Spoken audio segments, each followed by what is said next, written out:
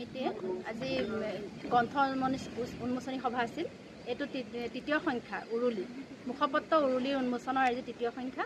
এই গ্ৰন্থ উন্মোচনী সভাৰ সংগতি ৰাখি আমি কেইবাগৰাকী ব্যক্তিক 5গৰাকী ব্যক্তিক আমি সম্বৰ্ধনা জনাইছোঁ। আৰু ইয়াৰ লগে লগে আমাৰ বকলিয়াঘাট অঞ্চলৰ মৌলিক গ্ৰন্থৰে নিজৰ স্বীকৃত হোৱা আৰু সাহিত্যৰ পথাৰত খোজ দি ৰাখি থোৱা ব্যক্তিকেইগৰাকীক আমি আমাৰ মহিলাকেইগৰাকীক আমি কিবা অভিনন্দন জনালোঁ। আৰু তাৰ লগতে আমি আমাৰ শাখাত এটি কবিতা অনুষ্ঠান পাতিছিলোঁ, প্ৰতিযোগিতা অনুষ্ঠান অনলাইন যোগে। এই অনলাইন যোগে কবিতা প্ৰতিযোগিতাত জিলাভিত্তিক হৈছিলে আৰু জিলাভিত্তিক কেইবাটাও শাখাৰ পৰা আমাৰ প্ৰতিযোগীসকল নিৰ্বাচিত হৈছিল, স্থানপ্ৰাপ্ত হৈছিল। তেওঁলোকক আজি আমি এই অনুষ্ঠানতে আমি পুৰস্কাৰ দিলোঁ।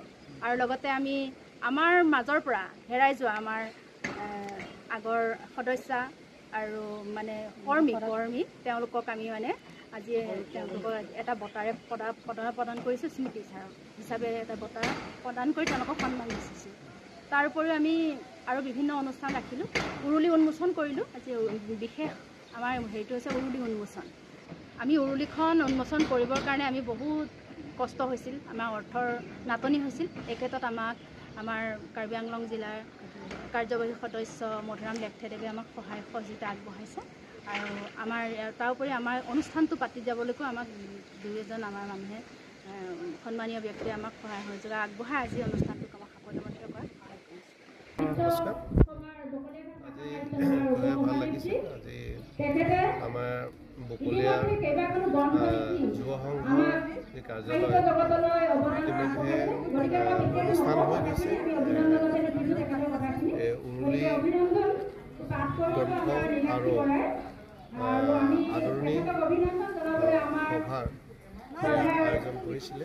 আমাৰ বকলীয়া গ্ৰন্থ সমাৰোহ শাখাৰ জৰিয়তে এইখিনি সভা হৈ গৈছিলে। গতিকে খুব ভাল লাগিছে। মোকো তেওঁলোকে ডাঙৰ সন্মান এটা দিছে, মোক আদৰণি সম্বৰ্ধনা জনাইছে। গতিকে খুবেই আনন্দিত লাগিছোঁ। যিহেতু আজি যিসকলে আছে সকলোৱে লিখিত ইণ্টেলেকচুৱেল জ্যেষ্ঠ ইণ্টেলেকচুৱেলসকলে আছে। গতিকে ইহঁতৰ সন্মুখত মই যে উপস্থিত হ'ব পাৰে সভাৰ আহি মোৰ ফালৰ পৰা মানে এটা গৌৰৱ অনুভৱ কৰিছোঁ। কাৰণ ইয়াৰ যিমানটো ব্যক্তি আজি সভাৰ আছে তেওঁলোকে সকলোৱে সাহিত্যৰ লগত জড়িত থকা ব্যক্তিসকলে আছে। গতিকে তেওঁলোকে বহুত উৎসাহিত আগবঢ়াইছে, তেওঁলোকে যি ধৰণে ভাষণ ৰাখিছে।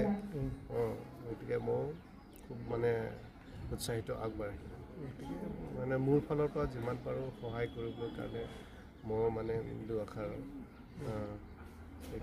বক্তব্য ৰাখিলোঁ, যাতে আহি থকা দিনত নতুন প্ৰজন্ম সকলেও যাতে শিকিব পাৰে। সেইখিনি ক্ষেত্ৰত মই জড়িত দিবৰ কাৰণে মই আশ্বাস দিছোঁ। আজি বকলিয়াঘাট লেখিকা সমাৰোহ সমিতিৰ সভাখন আৰম্ভণি কৰাৰ উদ্দেশ্য হৈছে আমাৰ বকলিয়াঘাট লেখিকা সমাৰোহ সমিতিৰ মুখপত্ৰ উৰুলি উন্মোচন আৰু 5গৰাকীকৈ আমি সম্বৰ্ধনা জনাইছোঁ। আমাৰ সদৌ অসম লেখিকা সমাৰোহ সমিতিৰ উপসভানেত্ৰী আৰু কাৰ্বি আংলং জিলাৰ সভানেত্ৰী আমাৰ সাবিত্ৰী গগৈ বাইদেউ, লগতে উকিলকণ্ঠী গায়িকা সকলোৰে পৰিচিত জয়মতী নাৰ্জাৰী আৰু অসম গৌৰৱ বঁটাপ্ৰাপ্ত পখিলা লেখথেপী আৰু লাংফেৰ সমষ্টিৰ PM মধুৰাম লেখথে ডাঙৰীয়াকে আদি কৰি আমি 5জনক আৰু আমাৰ জন্মৰ লগনৰে পৰা লাগি থকা সাদৰী গগৈ বাইদেউ, আমি এই 5জনকে আমি সম্বৰ্ধনা অনুষ্ঠান জনাইছোঁ। আৰু আমাৰ মাজৰ পৰা হেৰাই গৈছিল 3গৰাকী ব্যক্তি, মূল সদস্য অনুপ্ৰভা হাজৰিকা, বীণা গগৈ, মিনু লাংথাচাৰ, আমি মৰণোত্তৰ তেখেতসকলক এটা সন্মান জনাইছোঁ। আৰু আমাৰ এটা অনুষ্ঠান লৈ গৈছে, সেইটো হৈছে আমি বকলিয়াঘাট লেখিকা সমাৰোহ সমিতিয়ে ইলেক্ট্ৰনিক মাধ্যমেৰে আমি কবিতা প্ৰতিযোগিতা পাইছিলোঁ। আৰু এই কবিতা প্ৰতিযোগিতাত বিভিন্ন শাখাসমূহৰ সদস্যসকলে পুৰস্কৃত হ'বলৈ সম্ভৱ হৈছে।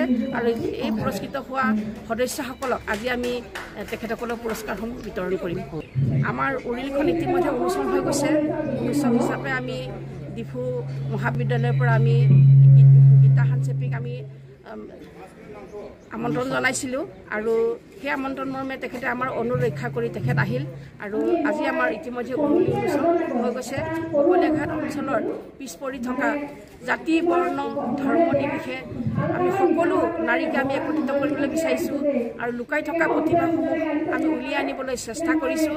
গতিকে সকলো মহিলাকে একত্ৰিত কৰি তেওঁলোকৰ মনৰ ভাৱসমূহ প্ৰকাশ কৰিবলৈ কাৰণে এখন মঞ্চ তৈয়াৰ কৰি দিছোঁ আৰু সেই মঞ্চতে তেখেতসকলে যিমান পাৰে তেখেতসকলৰ মনোভাৱসমূহ প্ৰকাশ কৰিছে আৰু এই প্ৰচেষ্টা আমাৰ আগলৈকো সদায় অব্যাহত থাকিব।